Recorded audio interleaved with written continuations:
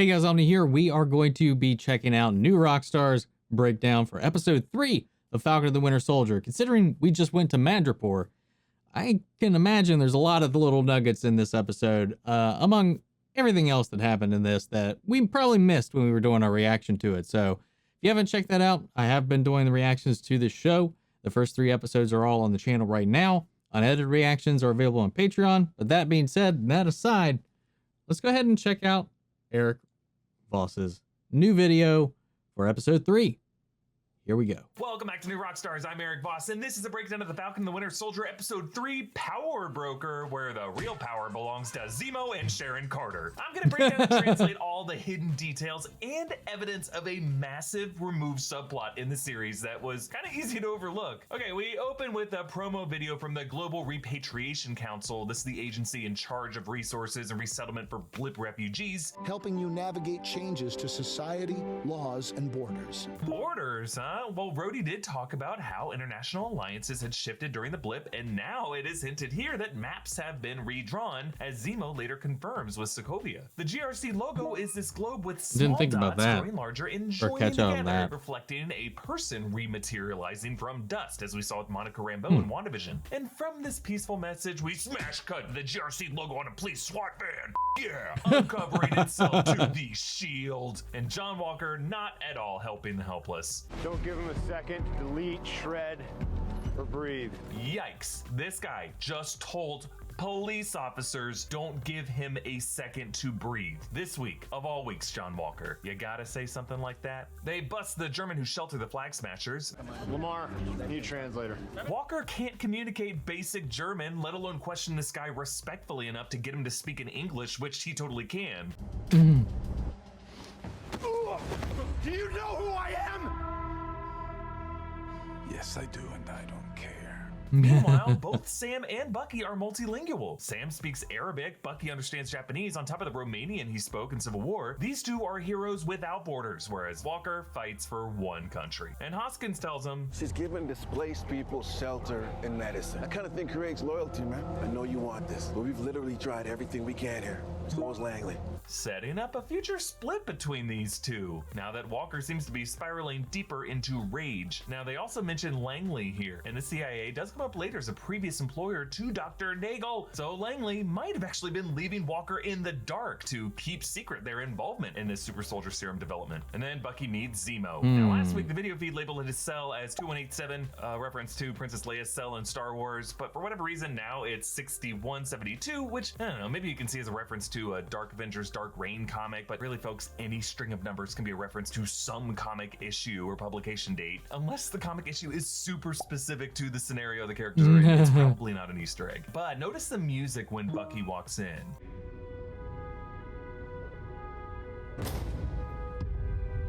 Yeah, I recognize that tune. Composer Henry Jackman brings back Zemo's melody from Civil War. And if you continue to listen as Zemo repeats the Winter Soldier activation code words, Желание, Javoy. 17. Those days are over. Jackman's Winter Soldier scream creeps back in, but that echo goes silent as Bucky shoos him away, with his line saying those days are over. He is currently in control of this. Now, all this plays out concurrently with Bucky and Sam's later meeting, which is kind of a screenwriting tool of heist in progress, where characters will explain a seemingly hypothetical future plan while we intercut with that plan actually already in progress. And it kind of saves time. Yeah, I really liked it. In this case with Zemo, I will say it did make his escape feel a bit easy, but I am interested in how Bucky asks Zemo. I still like What's the book you're reading? Machiavelli. Niccolò Machiavelli was a political theorist known for the concept of civic virtù, wherein the most virtuous and just leader acts not according to any stubborn ideology that he holds, but maneuvers as necessary, keeping people guessing. Machiavelli popularized the idea of the ends justify the means, which Zemo actually echoes in his words to Bucky. It was never personal. You were simply a means to a necessary end. Zemo is certainly a Machiavellian figure in the way that he now puts his old Avengers hatred behind him to use Falcon and Bucky towards some new end goal. But what is that goal exactly? Well, look closely at his book. This is actually a German version of Roger D. Master's Fortune is a Raging River, how Leonardo da Vinci and Niccolò Machiavelli wanted to change history. So this book isn't just about Machiavelli, but Machiavelli's friendship with contemporary Italian Renaissance figure and fellow Florence resident Leonardo What da the Vinci, hell is and going how on their here? complementary worldviews shaped the new age of civilization. So if Zemo What the sees fuck himself was as that? Machiavelli, Was that supposed to be who is happening? his silent partner, his Da Vinci, that he's not telling Bucky about? Who's his enlightened inventor, his seeker of the Interesting. Vitruvian Man? Well, we might get a clue in the next scene. These are mine. Collected by family over the generations. So, Zemo's rich. In fact, you almost expect to see among this collection of the hottest wheels in the MCU, the V16 Roadster, which is driven by Red Skull in the first Cap film, which Red Skull handed off to whom? Not a scratch, Doctor. Not a scratch. Yes, Arnim Zola, Red Skull's right-hand man who reappeared in Winter Soldier as an AI algorithm, revealing through the lines of computer code he corrupted S.H.I.E.L.D. into Hydra since the 70s. Marvel Studios loves this guy so much, he even reappeared in Avengers Endgame with Howard and Tony talking about him, and a little visual cameo in the background. And the Endgame screenwriters have said they want to see him come back in a future Marvel title with his robotic android body from the comics. That would be Now, cool. MT and I have been on this Zola train since before the season even began. We could actually get a Zola cameo. I was about to say the same thing. I think we're on the Zola train. Clark was like, Zola. Zola's the new Mephisto. Zola. Oh my God, that's And back in that first Cap film, Zola joined Red Skull in his Da Vincian obsession with the perfect human form, an obsession that led to Zola's design of his android body for himself, which was a little visual Easter egg in that movie. So if Zemo I never does knew about have a that one. silent partner, his family's fortune could be rooted in a link to the fortunes of Johann Schmidt and his partner Zola. Now, in one of these cars is Zemo's iconic purple mask from the comics, where he was the son of Baron Heinrich Zemo, a Nazi scientist. His son Helmut Zemo adopts his father's white supremacist views, well, really his Zemo supremacist views, and leads villain groups like the Masters of Evil and later the Thunderbolts. And now Zemo dons this coat with a fur collar, evoking that look from the comics. So all this time you've been rich? I'm a baron, son. My family was royalty until your friends destroyed my country. Your friends destroyed my country. I mean, I know he's talking about the Avengers wrecking Sokovia, but you know, just paired with that butler's cringe at Sam in particular, and then how they laughed up serving them rotten food, and then Zemo's kind of virtue signaling about Marvin Gaye. There's just a lot of red flags there. And then add that to the jab about Sam's incarceration. You don't know what it's like to be locked in a cell. Oh, that's right. You do. But yes, referring to Sam's time locked up in the raft in Civil War. And then Zemo finds Bucky's list with more names visible than when we last saw it, like Jay Weaver could be for John Weaver, a digital asset. What is coordinator for the going on show. with Elle this Hudson is video, PA man? On the show. Then Elle Atwood, of course, for Senator Atwood from episode 1. And we learn that this is actually the same exact notebook that Steve Rogers wrote his list in Captain America: The Winter Soldier. So I wonder he if must they have know given it their to Bucky videos as a this way jacked to help up. Bucky acquaint himself in modern life. But instead, Bucky has to use it to list past wrongs he must right, like he can't move on to new things until he clears those demons. And then Sam reminds us how he actually told Steve to write down Trouble Man, and they debate about Marvin Gaye, and this episode actually came out on Marvin Gaye's birthday. But look at the book that Zemo has behind it. Peter Schellenbaum's Der Nein in der Liebe, translating to The No in Love, Delimitation and Devotion in the Erotic Relationship. It's a relationship psychology book from 1986 that, instead of using psychology terms, it used a lot of allusions to Greek mythology to try to explain it. You know who else was obsessed with mythology? Red Skull, whom Zemo brings up here. As a young soldier sent to Germany to stop a mad icon, do we want to live in a world full of people like the Red Skull? Now moving on, there is this really weird moment in the scene with Carly and Mama Donya. Carly, better come upstairs. There's not much time. You should be with her now. Yeah, notice how we never see who is talking to Carly here. Also, we hardly meet Mama Donya despite them casting Veronica Falcon, a talented actress with a large body of work. So what's going on here? Well, this was likely condensed during reshoots. This was new dialogue dubbed over it, and then it was all re-edited after rumors last year that a subplot in this series had to be altered due to similarities with the COVID-19 pandemic. Remember in episode 2, there were mentions of vaccines that they never really followed up on. And then notice later in this episode, episode when Dr. Nagel talks about Donya again, the camera cuts away. His audio quality shifts a little bit when he says which disease she was suffering from. But a couple of days ago, she called and asked if I could help someone named Donya Madani. Poor woman has tuberculosis.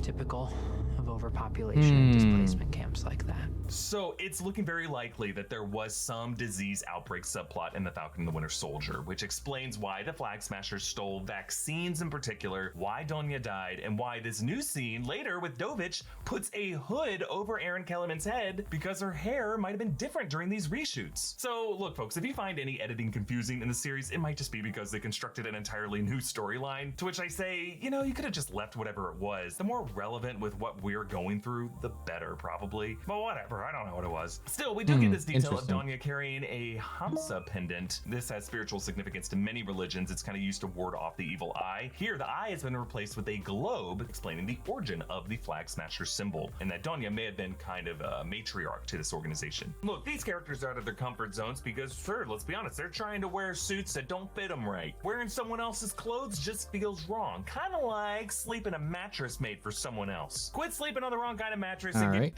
.com/rockstars for pillows. And then Madripoor, a criminal haven located near Singapore, divided into High Town and Low Town. We actually saw this teased on a postcard in the end credits with Filipino Tagalog translating to One World, One People. And the music that actually plays during their entrance is Filipino rap track Amats by Shanti Dope. Sam has to disguise himself as Conrad Mack, the Smiling Tiger, an actual character in the comics. He's a villain who later became part of the Thunderbolts during the Civil War event. And among all these signs in Low Town is the Princess Bar, a dive visited by Wolverine in the comics when he goes under his Patch Logan alias. And then wall art warning, Power Broker is watching, very Big Brother is watching. And then the monkey face of the logo of the Brass Monkey Saloon, which is another Madripoor location from the comics. We've also seen this face in the end credits with Chinese characters over it translating to Gold, Corruption, and Accomplice. Inside, Sharon Carter sees them and then she sneaks off. And then moments later, Got word from on high.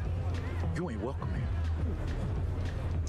I have no business with the Power Broker, but if he insists, he can either come and talk to me. Sharon Carter could be working for this Power Broker, but she probably isn't the Power Broker herself. She just seems like a mobile operative. She's on the street, she's killing people, she's getting out there. She doesn't seem like someone sitting on a throne, as Zemo describes the Power Broker, by the way, using the pronoun he. Every kingdom needs its king. Let's just pray we stay under his radar. In Madripoor, he's judge, jury, and executioner. So the Power Broker is likely some Marvel crime lord we have yet to meet, and my money is on the Mandarin. The true Mandarin, not Trevor Slattery, the one gonna be played by Tony Leung in Shang-Chi, the leader of the 10 Rings crime organization. Don't get people's hopes up, man. Don't do that.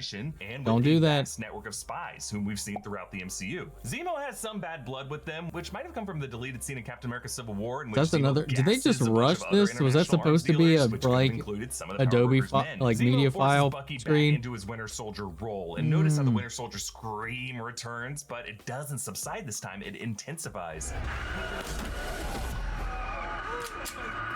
And Zemo feeds this berserker violence by throwing a dude at Bucky. This all happens while patrons record it on their phones, meaning the terms of Bucky's pardon, specifically Dr. Rayner's whole second rule about not hurting anyone, are being totally violated here. It's probably going to justify any lethal force Walker wants to use to catch Bucky and bring him down. And they meet Selby, played by Imelda Corcoran, who played Dr. Goodman in Agents of S.H.I.E.L.D. There are actually a few Selbys in Marvel Comics, like Selby the Mutant, Suzanne Selby from Roxxon. Either way, she gets killed by Sharon's sniper bullet, alerting every nearby assassin. If this feels like something from the John Wick films, maybe because this episode was written by Derek Kolstad, creator of that franchise. Sharon I got that pointed out to me in the comments. I didn't know that. Portrait and Claude Monet's Woman with a Parasol, which is supposed to hang in the National Gallery of Art in Washington, D.C., which is right across the National Mall from the museum where Cap's exhibit is. So the same way that Sam was shocked to see his valuable that belonged in a museum get taken out and exploited, so too is he here learning that nothing is sacred. So Selby had told him about Dr. Wilfred Nagel, who gets his name from the scientist in the comics who was part of Project Rebirth, which enhanced Isaiah Bradley. Both he and Dr. Erskine have used the alias of Dr. Reinstein in the comics. And notice this line from Sharon, though. We got a name.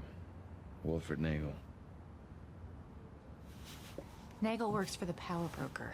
We need your help, Sharon. Another sneaky audio dub there. Sharon's line was totally off screen with these awkward edits, so we don't see her face. I suppose they needed a direct link between Nagel and the power broker to set up how Sharon would know how to get this info from these art traders, or maybe some other re-edited COVID subplot residue. Then at the party, Zemo breaks the internet.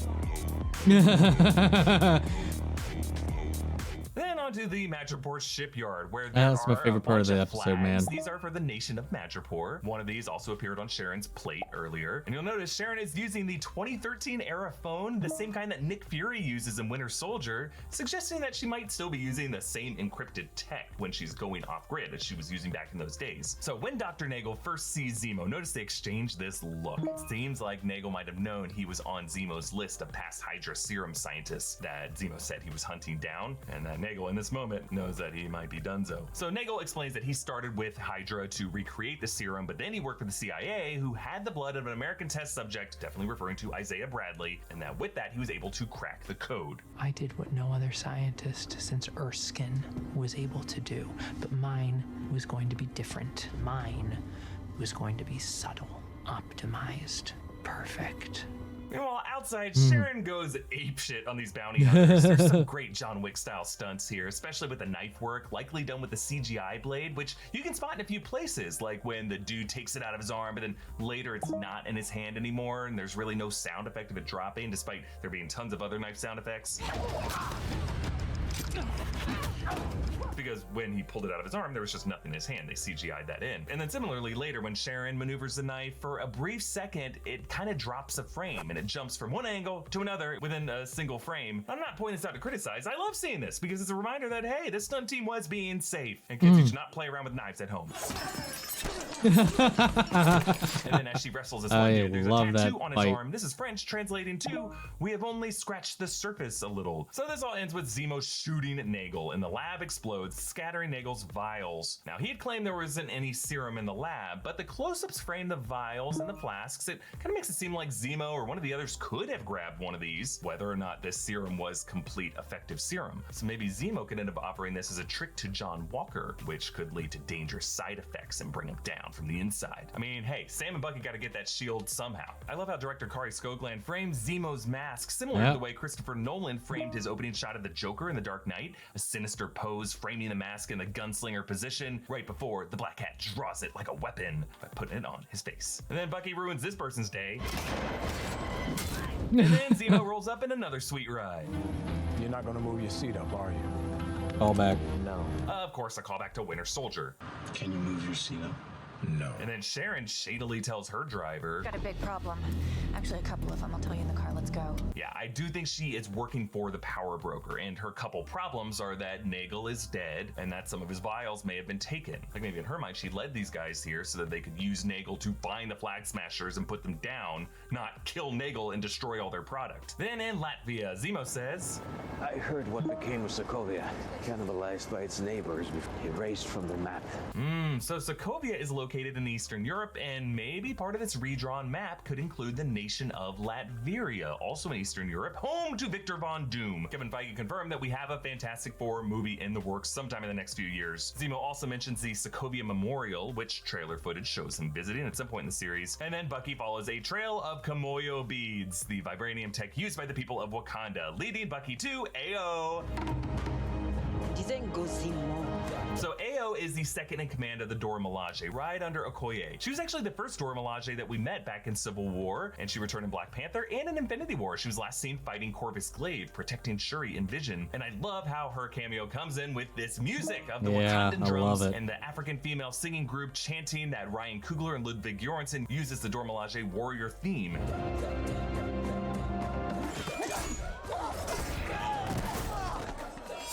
Now, as Sam warned earlier this episode, Wakanda is not gonna let it go that Zemo killed King T'Chaka, and are probably not too happy about his release. I also speculated inside Marvel that this whole Black Panther crossover could shed light on the longtime mystery ingredient to Erskine's serum formula, an ingredient that I think could have been derived from the Wakandan heart-shaped herb. Now, I do assume it's a bit too early to learn what Marvel's plans are for Black Panther 2 after Chadwick Boseman's passing, so I don't think we're gonna hear any references to T'Challa in this show. But at the very least, Bucky's role as the White Wolf himself of Wakanda could still be key to his future. Oh, by the way, this is our Anarchy Assembled shirt available at newrockstarsmerch.com. All right, guys, that was it.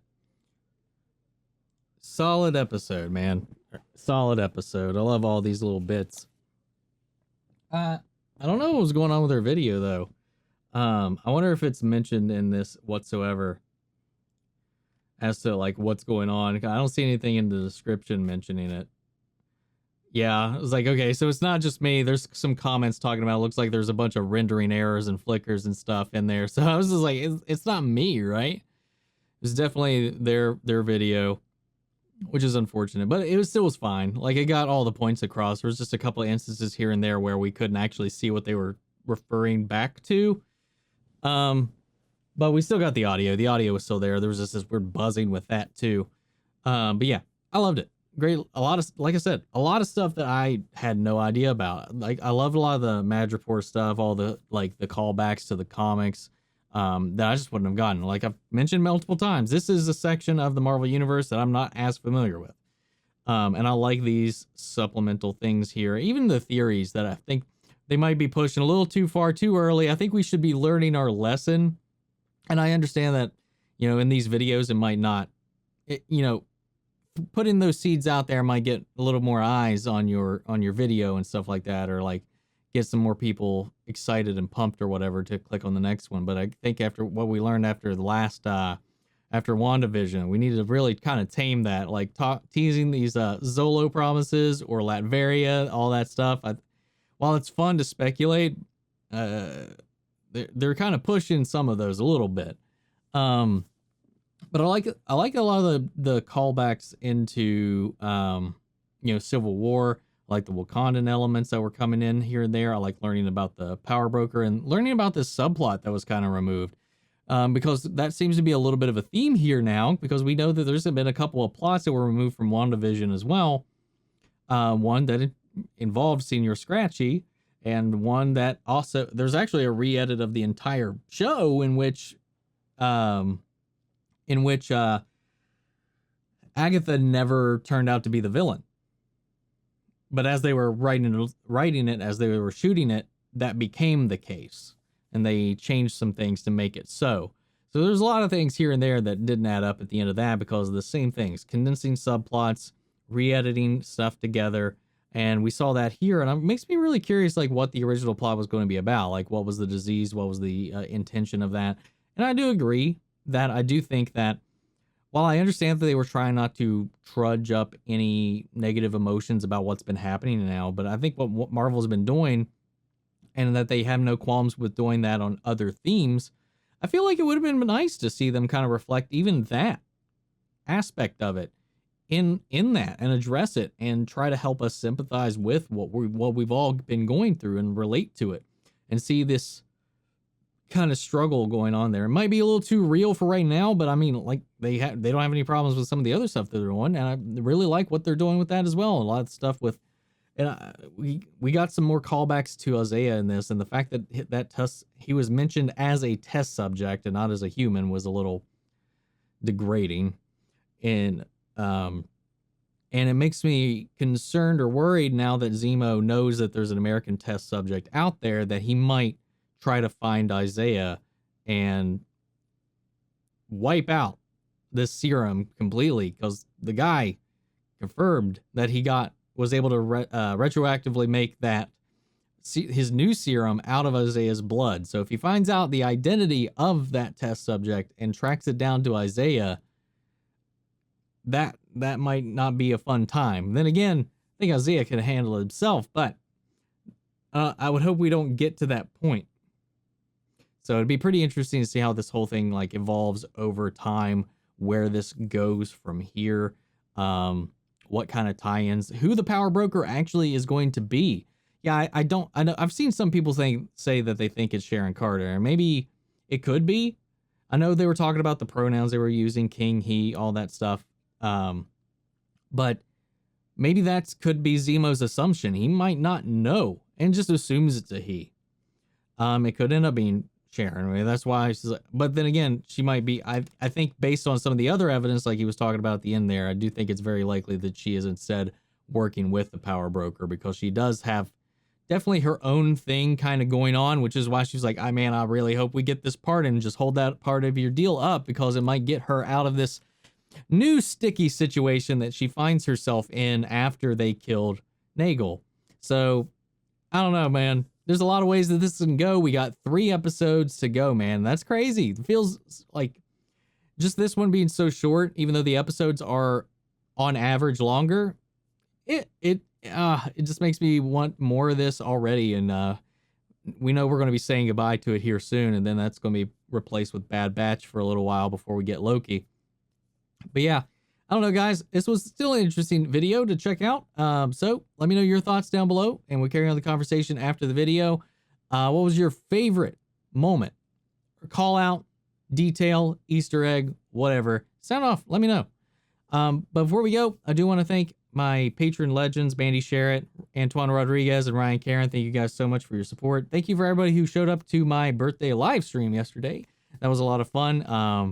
I know I haven't been streaming that often here recently, but you know, it's mostly due to the addition of a couple of shows here and there.